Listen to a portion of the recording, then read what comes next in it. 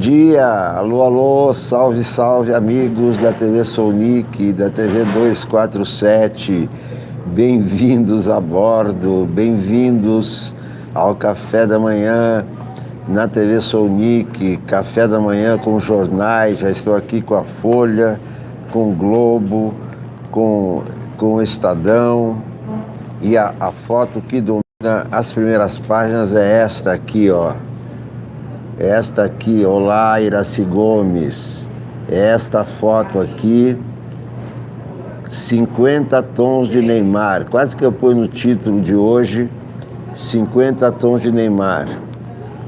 Olá, Fernando Guerra, de Presidente Dutra, Maranhão. Iraci Gomes, bom dia, bom dia. Neymar pode ter de passar por acariação. Essa moça no colo do advogado Tiradentes, bom dia, Antônio Carlos.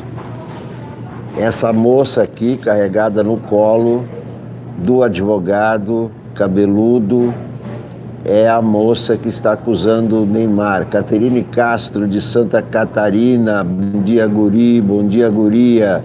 Sérgio Neres, de Goiânia. Olá, Goiás, Goiânia, Goiânia, Goiás. A moça saiu carregada pelo advogado da delegacia onde prestou o depoimento. Neymar pode ter de passar por acariação. A novela Neymar não tem fim. 50 tons de Neymar. Para tentar esclarecer divergências entre depoimentos, a Polícia Civil pode a cariação entre Neymar e Nagira Trindade, que acusa o jogador de estupro. Em depoimento no Rio, Neymar responsabilizou assessores pelo vazamento de imagem. Tirou o corpo fora. Tirou o corpo fora. Campanhas com a imagem do jogador foram suspensas. Olha, é o seguinte, a Souza, os dois se merecem. Porque veja só a situação da moça, da Nagila. Bom, ela já tem no currículo agressões ao marido e vice-versa, a faca, ninguém sabe quem tentou agredir quem. Tá certo? A situação dela estava sob ordem de despejo, devendo 40 mil reais. Isso a pessoa fica desesperada, né? Não é? Devendo 40 mil reais só de aluguel. Você vê a situação dela. Ela enceta um namoro com Neymar. No meio do desespero, Marcelo Silva, eu já sou sócio. No meio do desespero, ela enceta esse namoro com Neymar, que é um dos caras mais ricos do esporte, milionário. Tem um viés aí financeiro, não tem? Não é? Quer dizer, ela é uma moça bonita, etc., atraente, atrai o Neymar, ela está devendo uma grana de aluguel, sabe-se lá quando está devendo de outras coisas, né? Uma moça endividada, complicada, uma vida complicada, separada do marido, com filho para criar, modelo, vida de modelo é difícil. Enceta, segundo eu li na Veja, foram 3 meses de namoro até chegar ao dia D. É claro, né, me parece evidente, Sandra Sarkis, Claudete Costa, que tem um pano de fundo financeiro nessa história, né? A moça devendo vai encontrar com um jovem louco por sexo e cheio da grana. Para ele, 40 mil reais, ele ganha no minuto. Essa dívida de aluguel dela, eu não sei, né, se houve alguma troca financeira nisso. Não se sabe. Ninguém falou a respeito de alguma troca financeira. Mas eu só estou dizendo que uma pessoa que deve 40 mil reais, é bonita, é atraente, está encetando namoro com um cara célebre, louco por sexo e cheio da grana, é claro que ela pressupõe que, olha, vou melhorar de vida, não é? Não estou dizendo que ela armou para ganhar uma grana de indenização, sei lá, $1 milhão. Não, se ela ganha essa causa, sei lá quantos milhões de dólares. Não é nem $1 milhão, quer dizer, ela resolve a vida dela. Não estou dizendo isso como para justificar alguma tentativa de armação ou de extorsão. O que eu estou dizendo é que uma pessoa que está desesperada, sem grana, numa situação dessa, tem um pano de fundo financeiro, não é? Neymar, imagina, o cara mora em Paris, cheio da grana, é louco por sexo, tudo bem, quanto a isso, não há problema. Faltam mulheres na França, na Europa, não é? Ele resolve trazer uma menina de São Paulo para Paris. Bom, isso para ele não é nada. Passagem, hotel, isso é bobagem, né? Mas para que trazer uma pessoa se ele está lá morando em Paris, jogando no Paris Saint-Germain? São problemas dele. Agora, com essa história de agora a cariação, por isso que eu pensei que iria ser dispensado da seleção e iria para Paris, para fugir desse escândalo. Agora, quanto mais tempo ele ficar no meio desse escândalo, mais ele perde. Daqui a pouco ele vai perder todos os patrocínios. Eu acho que agora é ladeira abaixo. Agora vai ser uma batalha Marianes Negreiros. Mas eu acho que quem foi machista foi o Bolsonaro, né? Que já ficou do lado do Neymar, foi o juiz Marcelo Bretas. A imprensa não vejo a imprensa ficar do lado do Neymar, ao contrário. A imprensa está fazendo uma cobertura equilibrada, os dois lados, né? Agora, quanto mais o Neymar fica no meio desse escândalo, pior para ele, claro, né, Laura Pimentel, vocês concordam? Né, Marianes, eu também repudio a imprensa machista e repudio qualquer violência. Isso é um episódio de violência, quase feminicídio, agressão à mulher. Não se justifica nunca agressão à mulher, nem a mulher provocando, veja só. Nem a mulher provocando se justifica bater em mulher. Iraci Gomes pedindo cadeia para o Neymar. Quem tem muito dinheiro tem que contratar uma garota de programa e pagar para não ter vínculo. Pois é, exatamente. É isso que fazem as pessoas com muita grana. Não se sabe se houve dinheiro, né? Até agora ninguém falou em dinheiro, mas sempre tem essa interrogação. Uma moça desesperada com dívidas. Um rapaz para quem o dinheiro é nada. O cara ganha 100 milhões por ano.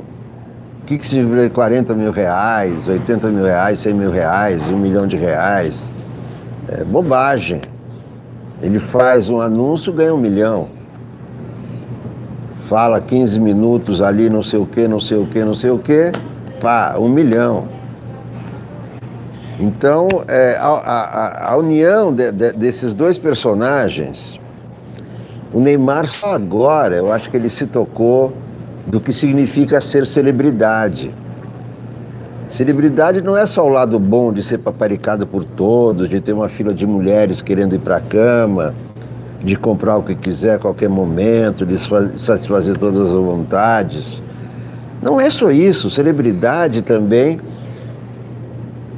tem responsabilidade.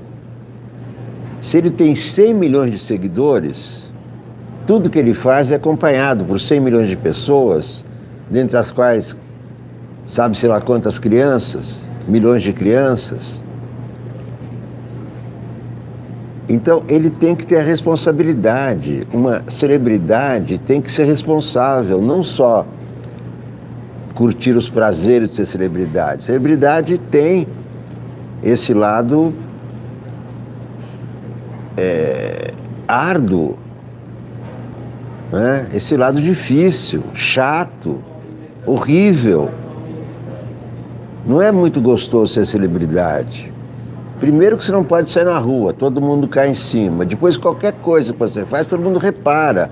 Agora, quando você faz uma coisa dessa, expõe a sua vida, expõe a sua intimidade no Twitter, que ele expôs, colocou a foto nua da moça, aí ela expôs os diálogos, ele me penetrou, mas até aí tudo bem, mas daí ele forçou. Eu nunca vi tamanha exposição de intimidade de duas pessoas, né? Assim, em via pública, né? Eles expuseram essa relação em via pública. Eu não sei como é que os torcedores do Paris Saint-Germain vão reagir a esse episódio do Neymar. Ele já estava mal com a torcida, já tinha dado um soco no torcedor. Como é que vai ser a volta dele a Paris? O que vai dizer o PSG? Vai colocar o Neymar para jogar? Vai colocar no banco? As questões sexuais são muito sensíveis no mundo de hoje. Essa banalização, essa vulgaridade, esse amor jogado no lixo, no esgoto. Vem pra cá, manda uma passagem, vamos transar, vem pra cá. Uma moça que não conhece, só conhece por conversas no Twitter. Como é que você pode amar uma pessoa pelo Twitter, ou pode querer ter sexo com ela só pelo Twitter, sem conhecer? Tá bom, quando eu estiver em São Paulo, a gente se encontra, conversa, janta, almoça. Então, esse episódio é um tsunami para o Neymar. Tsunami, inferno astral. A repercussão na imprensa europeia é péssima. Será que os europeus vão acolher bem Neymar quando ele voltar? Será que o PSG vai tomar alguma atitude? Ou vai desculpar Neymar porque ele é a estrela, ele que faz gols, e etc, etc. Não é? Maria Lúcia Gomes. Realmente vai dar muito pano para manga o caso Neymar ainda. Mas eu estava falando do presidente Biruta. Esse presidente Biruta, não estou falando doido. Muita gente já está chamando de doido. Isso aqui é um manicômio, não é? Nelma Ferreira, quando se fala em governo, se fala em insanidade. Mas realmente, a biruta que eu estou falando é biruta de aeroporto, né? Aquela biruta que conforme o vento ela muda de posição conforme o vento. Porque é um presidente que agora vai para a Argentina e inventa uma moeda comum Brasil-Argentina, o peso real.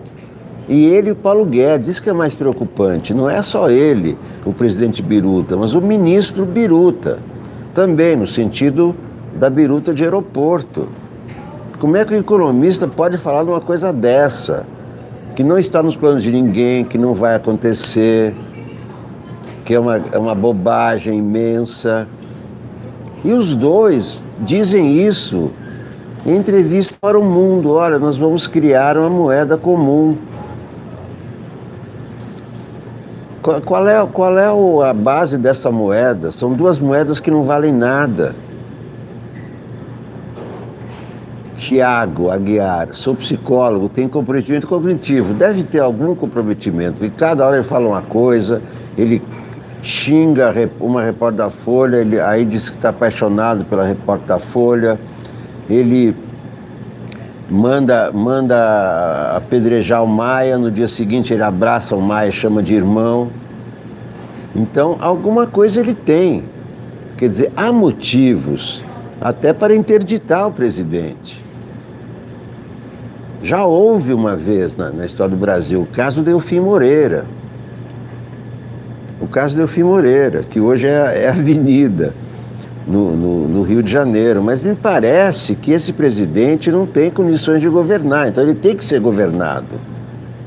E não é governado pelo Paulo Guedes, que é outro que precisa ser governado. Quem está governando o Brasil é a dupla Maia-Alcolumbre. É o presidente da Câmara e o presidente do Senado. São os dois. Rosária Cristina. Como funciona a interdição? Não sei, porque não está previsto na Constituição. Né? Não está previsto. Aí o que está previsto, claro, é afastamento por tratamento de saúde. Mas nem sempre a pessoa que tem problemas reconhece ter problemas, né? Muita gente não sabe que é bipolar, passa a vida toda agindo com transtorno bipolar e acha que é o estilo.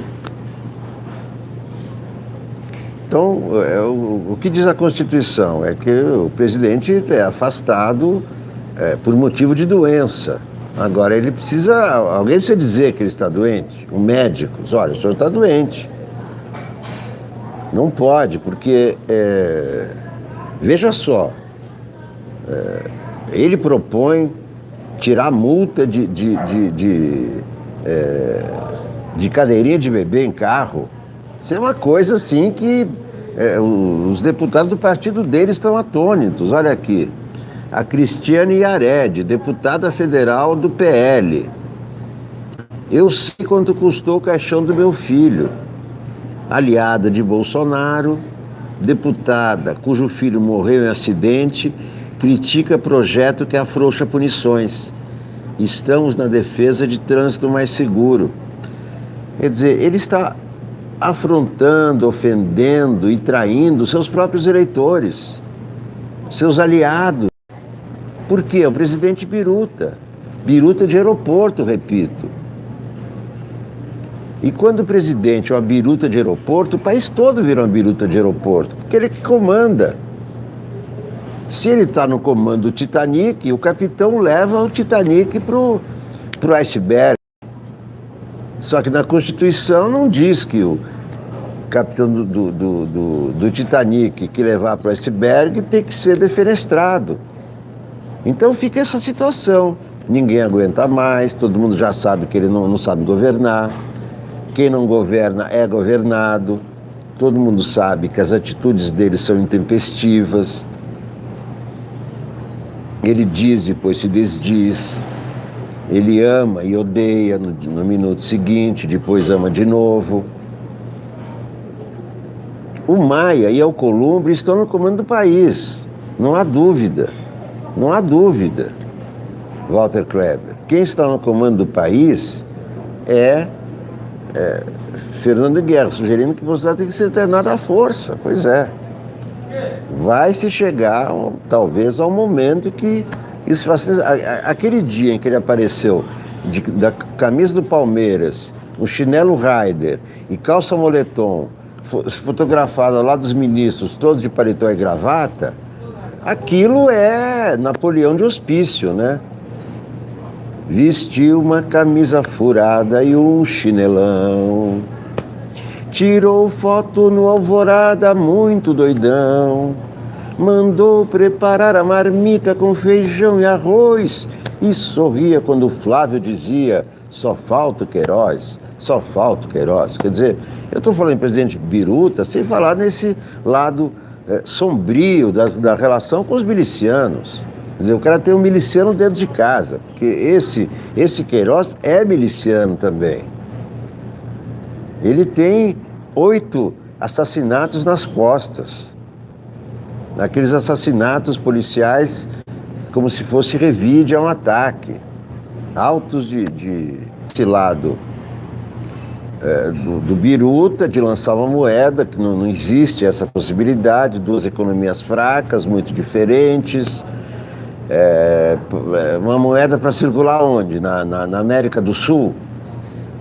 A economia da América do Sul se relaciona com a economia europeia, exporta para a Europa, para a China, para os Estados Unidos e não dentro da América do Sul. Como é que vai ser essa integração E o Banco Central brasileiro, acaba o Banco Central brasileiro, quer dizer, ele lança um caos, ele lança uma proposta que o próprio BC diz que não está em estudo, evidentemente que não está em estudo, e provoca um caos, e provoca piadas, chacotas.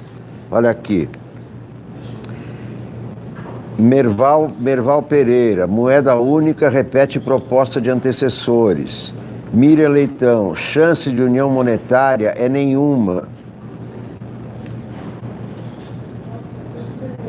Peso real, sob entusiasmo, piadas e ceticismo. Olha aqui, na charge do Chico, aposto quantos pesos reais quiserem que na eleição vocês vão dançar comigo, diz Cristina Kirchner para a dupla Bolsonaro e Macri. Vocês vão dançar comigo. A proposta de criação de uma moeda única para Brasil e Argentina, citada pelo presidente Bolsonaro, é vista com entusiasmo pelo país vizinho, cuja unidade monetária sofreu seguidas desvalorizações do governo Macri. Quer dizer, o real vai ajudar o peso, e o real tem fundos para aguentar o peso, como tem a Alemanha para aguentar o euro. Quando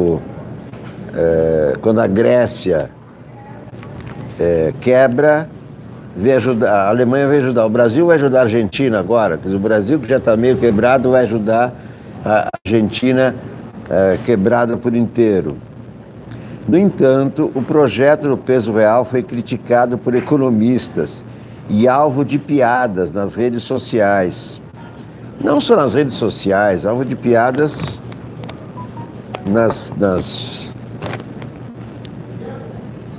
nos jornais, nos articulistas, nos economistas. Economia é uma grande piada, é uma coisa que não vai existir, uma coisa que não tem porquê, não tem como. Moeda única Brasil-Argentina. A moeda peladona, escreve Merval Pereira. A ideia de criar uma moeda única de Brasil e Argentina parece mais esdrúxula ainda quando o presidente Bolsonaro a classifica como uma trava a aventuras socialistas na região. O que tem a ver com peixe isso aí? Uma moeda única vai impedir... E qual é o socialismo na região? Não há nenhum socialismo. Venezuela não é socialista, é capitalista. A Argentina nunca foi socialista, o Brasil nunca foi socialista. O ministro da Economia, Paulo Guedes, que hoje parece gostar da ideia, antes mesmo de assumir o cargo, provocaram mal-estar com a Argentina, quando afirmou que o Mercosul não era prioridade para o novo governo brasileiro, porque é muito restritivo. O Brasil ficou prisioneiro de alianças ideológicas, e isso é ruim para a economia. Ele se referia a um bloco que só negociava com quem tinha inclinações bolivarianas. Como a proposta de uma moeda única fora feita em 2011, no governo Dilma Rousseff, nossa, a Dilma teve essa proposta de moeda única, eu não me lembro. Deve ter sido uma coisa assim, en passant, porque... Quando Cristina Kirchner era presidente da Argentina, mais uma vez o governo Bolsonaro faz o que critica em seus antecessores.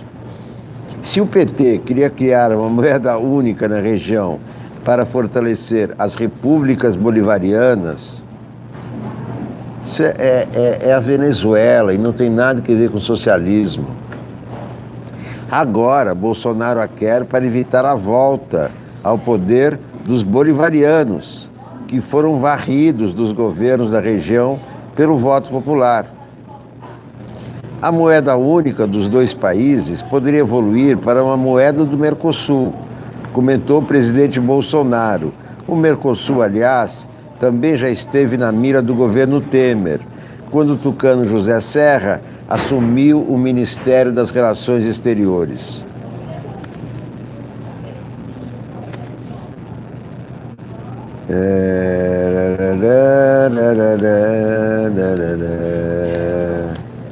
Merval Pereira. No divã com Bolsonaro, escreve Paulo Sternik. É que é psicanalista. Vamos ver o que diz o psicanalista sobre o presidente Biruta. Não digo doido, digo Biruta de aeroporto. Paulo Sternik. Quase Sonic. Há pelo menos um axioma na confusa situação política brasileira. Jair Bolsonaro prefere se consultar com o guru Olavo de Carvalho a ir a um psicanalista. Os efeitos da escolha são dramaticamente visíveis, bem longe do divã. Por isso, se o presidente não vai ao psicanalista, convém o psicanalista se aproximar, não exatamente do presidente, mas dos pressupostos que animam seus passos e atitudes nestes primeiros meses de gestão. E o que dizer da massa que o apoia? Mencionar esta sugestão já é algo sentido, não apenas como ousado, mas uma injúria. Está chamando o capitão de maluco? E seu grupo de horda primitiva? O ponto é que ninguém escapa das infiltrações e intempéries, da irracionalidade da espécie. Elas serão ainda mais malignas quanto maior for a resistência a aceitá-las. Na verdade, somos todos sujeitos ao inconsciente. Olha como é bom ouvir um psicanalista. Consulte sempre o psicanalista. Vamos ver o que ele diz.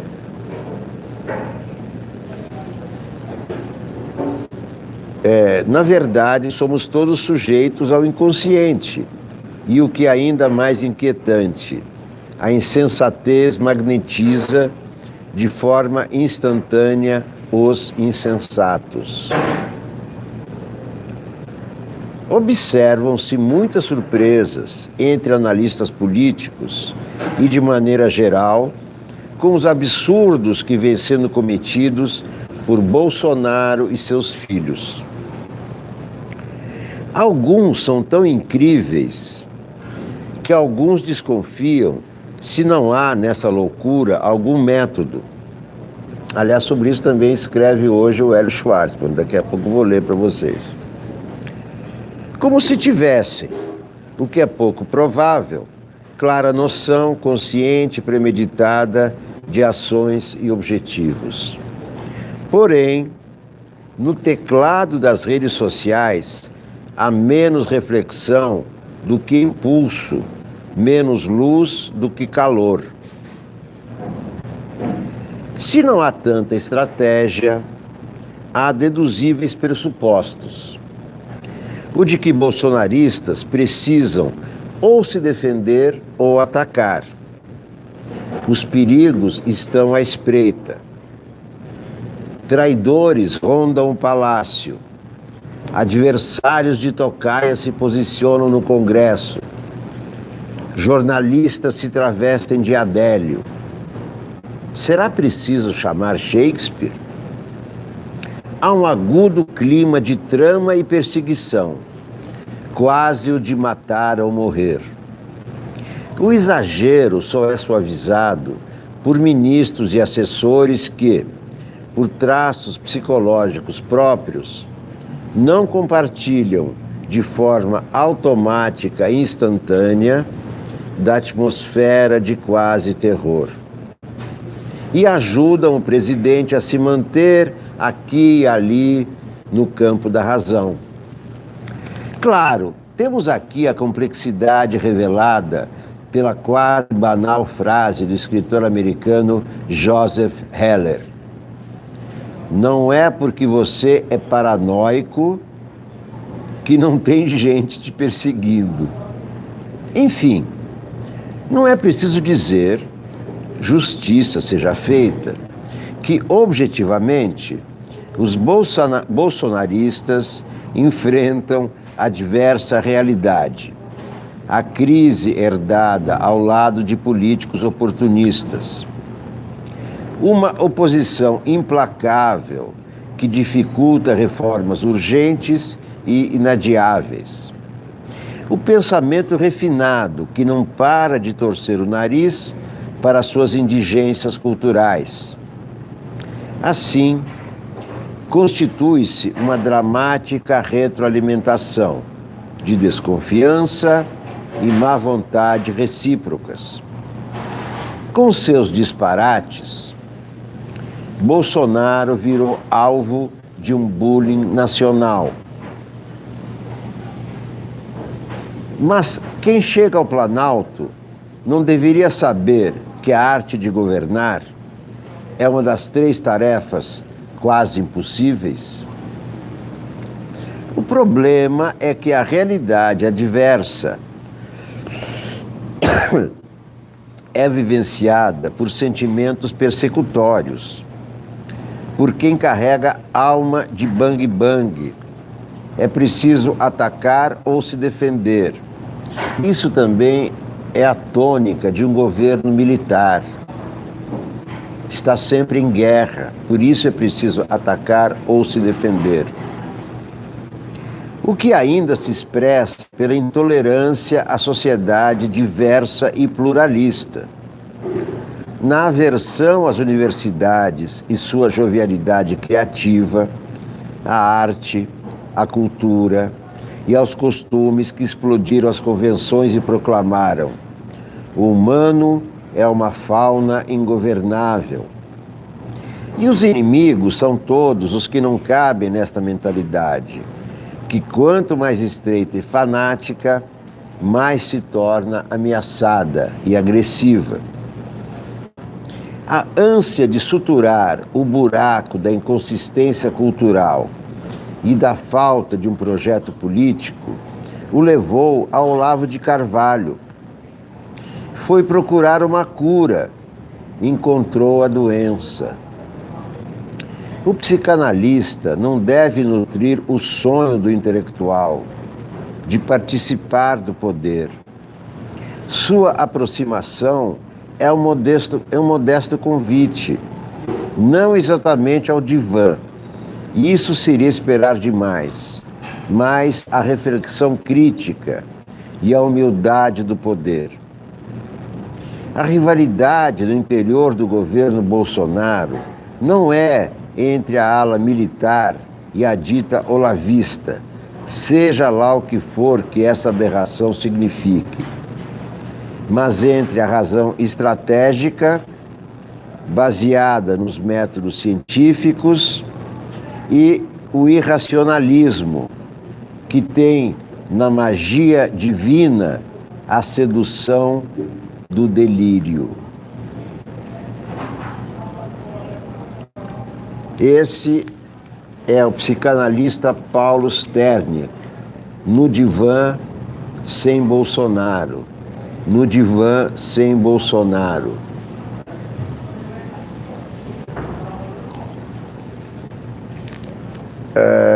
No divã sem Bolsonaro. Eu falei do Hélio Schwartzman, né? O Hélio Schwartzman também fala em loucura e método.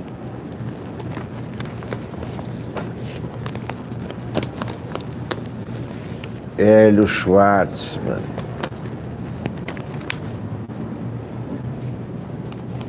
É um dos articulistas diários da Folha.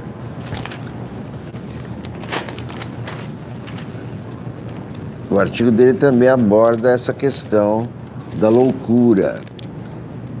Em busca do método, escreve Hélio Schwartzman, apesar disso ser loucura, há método nela. Escreveu Shakespeare.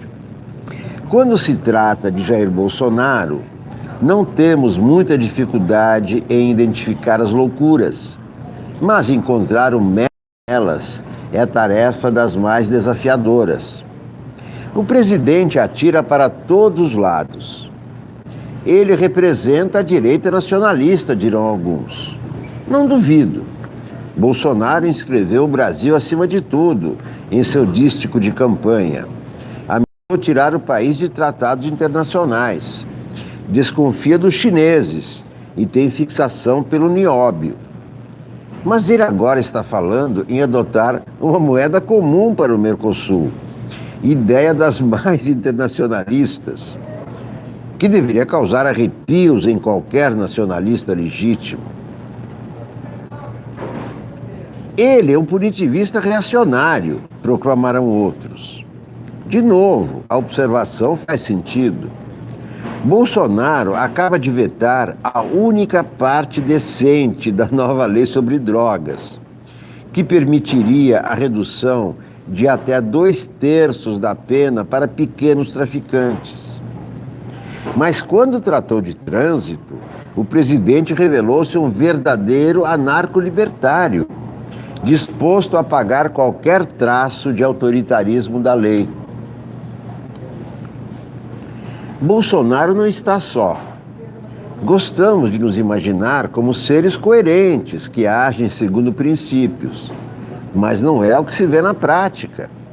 Até os blocos ideológicos que deveriam guiar-se por ideias unificadoras parecem ser incapazes de fazê-lo.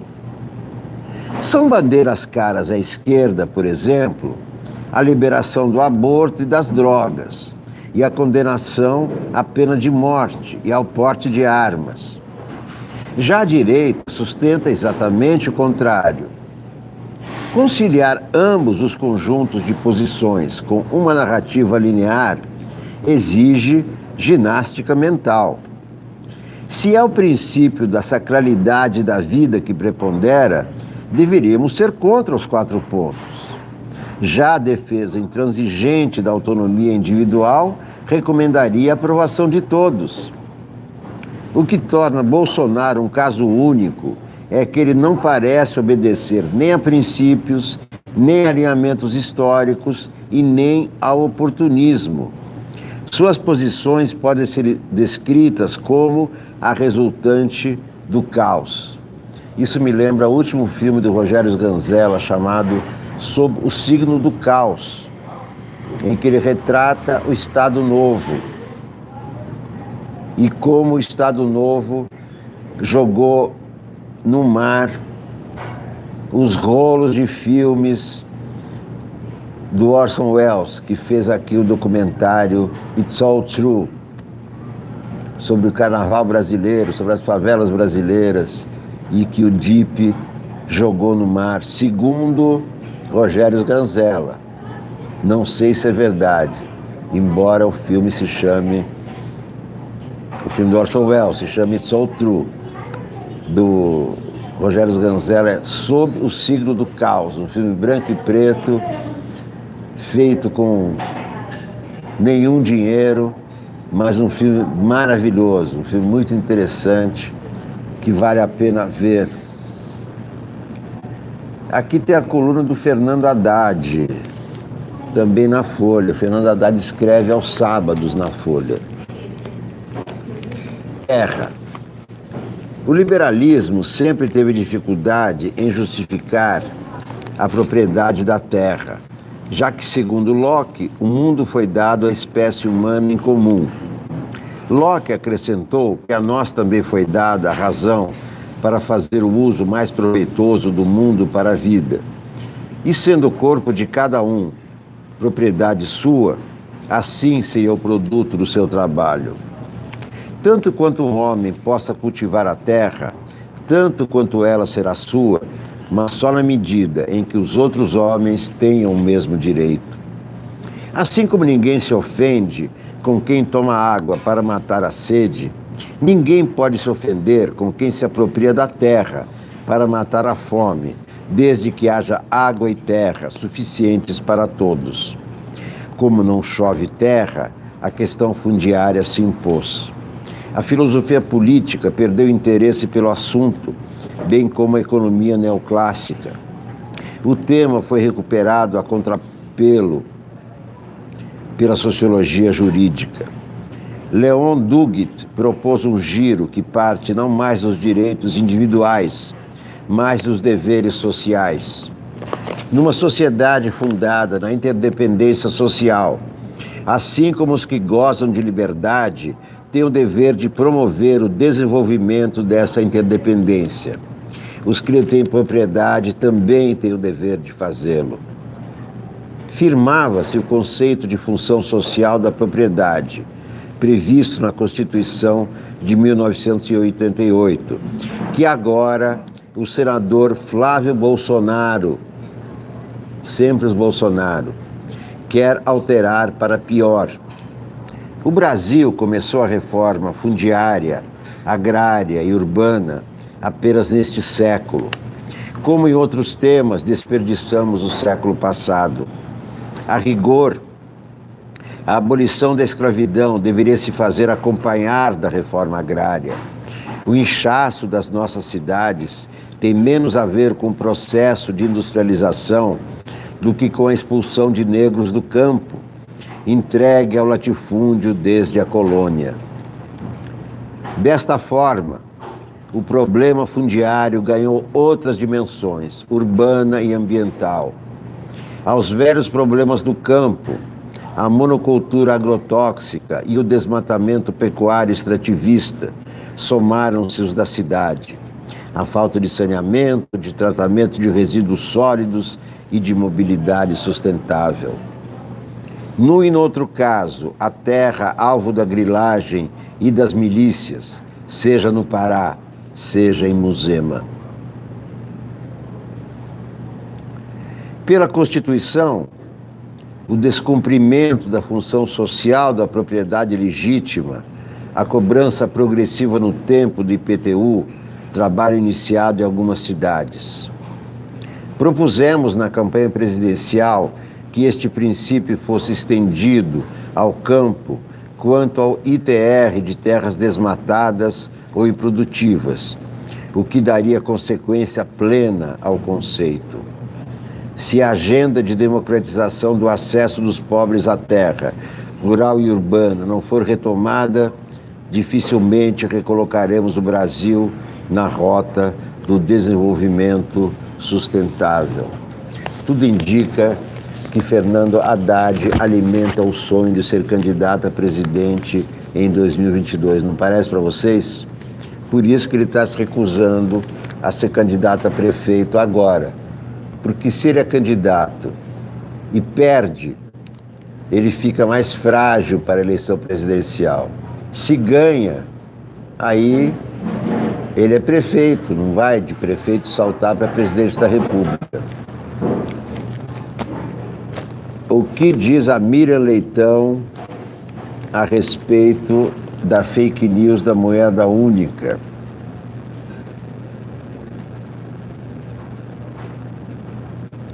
Antes disso, olha aqui. Para Mourão, seu Mourão, faça o favor de devolver depressa a democracia, de que seja requentada. Para Mourão, o movimento ideológico no governo reduziu. Pois é, estava percebendo, vocês perceberam também o silêncio do Carluxo, do Olavo de Carvalho, saíram de cena. O vice-presidente Hamilton Mourão, matéria de Júlia Koppel, ou Koppel, provavelmente. O vice-presidente Hamilton Mourão afirmou ter percebido uma redução do ímpeto do núcleo ideológico do governo e que o Carlos Bolsonaro se distanciou de polêmicas e sumiu das redes sociais. Em entrevista para o site da revista Época, Mourão afirmou que alguém chegou para essa turma, os olavistas, e disse: chega, acho que o próprio presidente pode ter feito isso. Carlos publicou na manhã de ontem em seu perfil no Twitter que estava com saudades do presidente de verdade. Saudades do presidente que é pró-armamento da população e contra o aborto. Volte logo, presidente de verdade, escreveu Carlos. Então é isso, é o que eu estou percebendo também, que essa turma aí deu um tempo, pelo menos.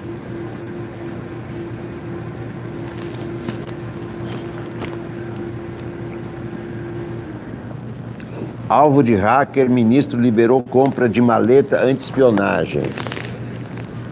O Brasil está chegando à era do 007, James Bond. Você viu o Mourão por aí? Eu não, eu não, eu não. Você viu o Mourão por aí? Eu não, eu não, eu não. O ministro da Justiça, Sérgio Moro, que teve seu telefone celular invadido por um hacker nesta semana, autorizou no início do ano a compra de equipamentos de contra-inteligência para a pasta, no valor de R$ 485 mil. Em janeiro, o Ministério adquiriu uma maleta antigrampo, que identifica frequências de câmaras escondidas, microchips e escutas ambientais. O contrato vigora até julho deste ano. Em março, o CAD, vinculado à pasta, comprou um equipamento que detecta e localiza dispositivos eletrônicos ocultos em paredes, pisos, tetos e móveis. Spy versus Spy. O Sérgio Moro, que espionava presidente Dilma, que grampeou a presidente Dilma, agora está se sentindo espionado. É o Spy versus Spy. Onde é que está Miriam Leitão? Daqui a pouco temos que encerrar o programa, porque começa o almoço, né? Começa ao meio-dia, né? O almoço, então. Que horas são? 11h30 já? Hã? 11h45. Temos apenas mais, no máximo, 10 minutos, né? Aí eu encerro aqui no restaurante, porque as pessoas já estão com fome, fazendo fila lá fora, esperando pelo delicioso almoço desse complexo da Padaria Real.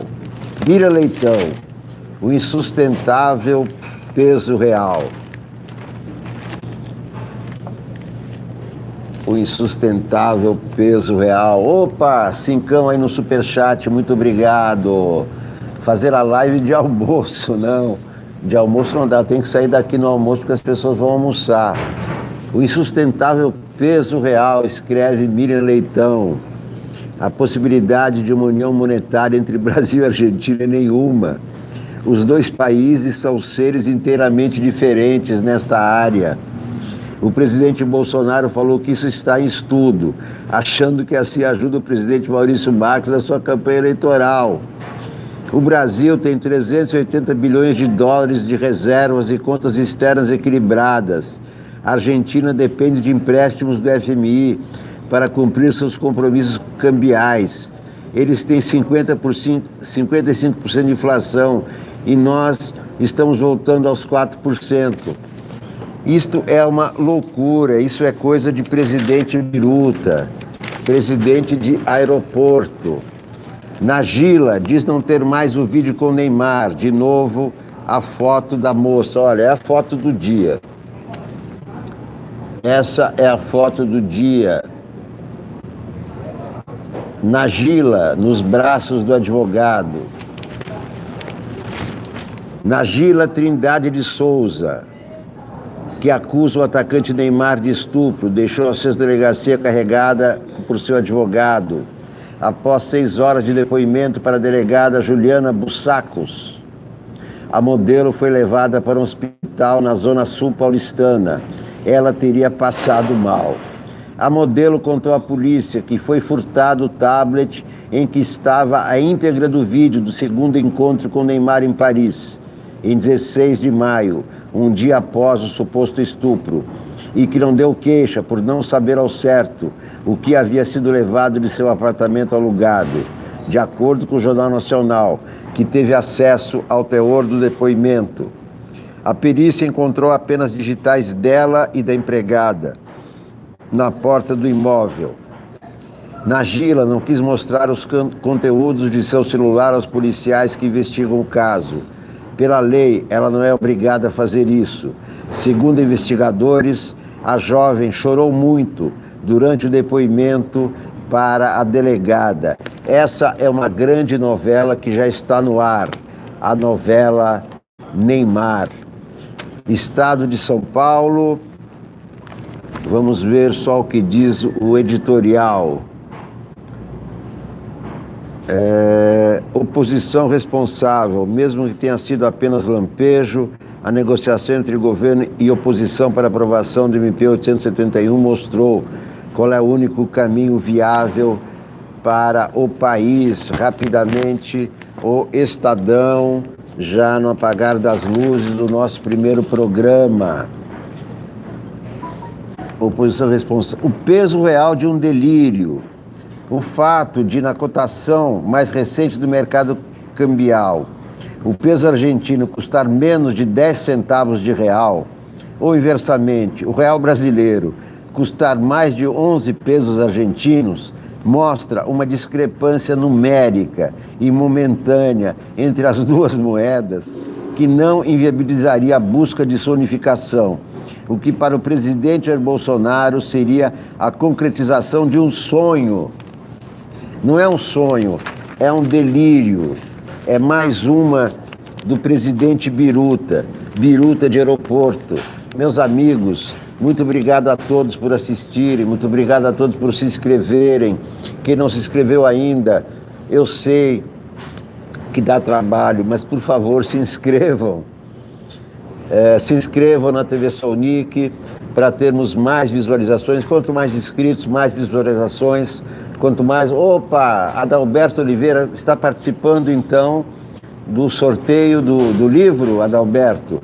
Vamos incluir aqui o Adalberto. Como vocês sabem, estamos realizando a rifa do livro Garoto de Ipanema, Adalberto. Aqui está anotado na minha lista. Quando chegarmos aos 30, eu vou sortear esse livro para vocês. É um livro que eu escrevi em 2003. São os amigos contando histórias deliciosas que viveram ao lado de Vinícius de Moraes, de Oscar Niemeyer, Jorginho Guille, Miúcha, Toquinho, Ferreira Goulart, Sérgio Cabral, não governador, o pai do governador, a última mulher dele, que agora esqueci o nome nesse momento, a Nana Caymmi, vários amigos, histórias incríveis. Lan, o grande caricaturista, histórias incríveis vividas com Vinícius de Moraes, o grande poeta brasileiro, um dos inventores da Bossa Nova. Quem inventou a Bossa Nova? João Gilberto, Tom Jobim. Opa, mais uma. Caterine Castro também está participando do sorteio. Caterine Castro. O Vinícius de Moraes foi um dos inventores da Bossa Nova e um dos inventores do amor também. Ivana com paixão pelo Sérgio Cabral. Pois é, o Sérgio Cabral parece que já está há algum tempo fora de órbita, né? Parece que ele teve um derrame e tal e não sabe de nada. Não sabe do que aconteceu com o filho. Ele só viu a parte boa. Foi eleito governador, político, cara simpático, boa praça. Era essa a imagem do Sérgio Cabral. De repente todo mundo viu e ele confessou também toda a sujeira, né? Toda a grana que ele desviou, milhões e milhões, e com joias e imóveis, né? Uma grande bandalheira, aí no caso provada, condenada a mais de 100 anos de prisão, e etc, etc. Então, meus amigos, eu tenho que encerrar agora, porque o restaurante vai abrir as portas. Eu estou aqui antes do restaurante abrir, naturalmente. Betânia Rossi, eu vou para o Recife. Recife, é que eu tenho medo de avião, não gosto de avião. Viu, Betânia? Eu detesto entrar em avião, detesto me sentir no ar, aquele negócio lá que tá no ar, sem nenhuma corda segurando, sabe? Eu me sinto meio inseguro, não gosto da ideia, sabe? De me ver no avião, me ver embarcando, né? Não gosto, então prefiro não viajar, né? Estarei sempre com vocês, estamos aqui sempre conversando, aqui, também no 247, mas para chegar a Recife é difícil para mim, tá? Me desculpe muito, mas a gente se vê por aqui, como dizem lá na Globo. Tá bom assim? Muito obrigado, meus amigos, minhas amigas. Mais tarde farei uma outra transmissão com novos comentários, novas notícias, novas ideias que vamos trocar. Adelmárcia Santana, posso ler mais trechos do livro. Aqui estão sugerindo para mim de ônibus leito. Vou analisar todas as sugestões, tá bom? Agradeço muito a todos vocês são maravilhosos. Participem então da nossa próxima transmissão, logo mais, não sei que horas, porque eu faço muitas coisas durante o dia, mas alguma hora da tarde. Hoje tem jogo do Palmeiras, às 4h30. Então será antes do jogo, porque aí eu tenho que assistir o jogo de uma maneira. Ouvir o rádio vai ser de casa, inclusive, o jogo, no Allianz Parque. Mas eu não vou a estádio realmente não tenho mais paciência de ir. Eu ia muito quando era o estádio pequeno, simpático, era o Parque Antártica. Então, JR, muito obrigado a todos, muito obrigado pelos elogios, muito obrigado pela amizade de todos vocês, que é o mais importante. Repito mais uma vez, aqui eu não entro em fake news, não entro em teorias da conspiração. Também não sou ideólogo, não espero que vocês concordem comigo. A minha visão é apenas mais uma visão para vocês levarem em conta, em meio a tantas outras dezenas e milhares de visões e não divisões, apesar de haver divisões também que nós todos temos. Então é o seguinte, acho que quanto mais informação de todos os lados, da imprensa de esquerda, da imprensa de direita, para mim não existe imprensa de esquerda ou imprensa de direita. Para mim só existe imprensa. Sempre existiu, sempre existirá e existe somente imprensa. Mas tem gente que divide em daqui, dali, seja como for. Eu acho importante a gente se informar com jornais, com revistas, com blogs, porque essa é a matéria-prima da nossa opinião, não é? Quanto mais informações, mais consistente será a nossa opinião sobre os fatos. E quanto mais próximo estivermos da verdade, mais feliz. Eu acho que a felicidade é isso. A felicidade é conhecer a verdade, né? Tem uma frase aí: a felicidade do conhecimento é o conhecimento da felicidade. E o conhecimento é conhecer a verdade. Por isso que eu procuro sempre conhecer a verdade, por meio do jornalismo, porque é isso que o jornalismo procura. O jornalismo diferencia muito bem a notícia do boato. A notícia, o fato, para ser notícia, tem que responder a 5 questões fundamentais. Não apenas 5, mas essas são essenciais. O que, quem, onde, como e por quê. Se não responde a essas 5 questões, ainda não é um fato, ainda não é notícia, ainda é um boato ou é um fato incompleto. Muito obrigado a todos por assistirem. Eu volto a qualquer momento com mais uma transmissão da TV Sounic, sempre ao vivo, sempre comentando os últimos acontecimentos do Brasil e do mundo e sempre com a disposição de conversar com vocês, responder a perguntas e trocar ideias. Muito obrigado. Tchau.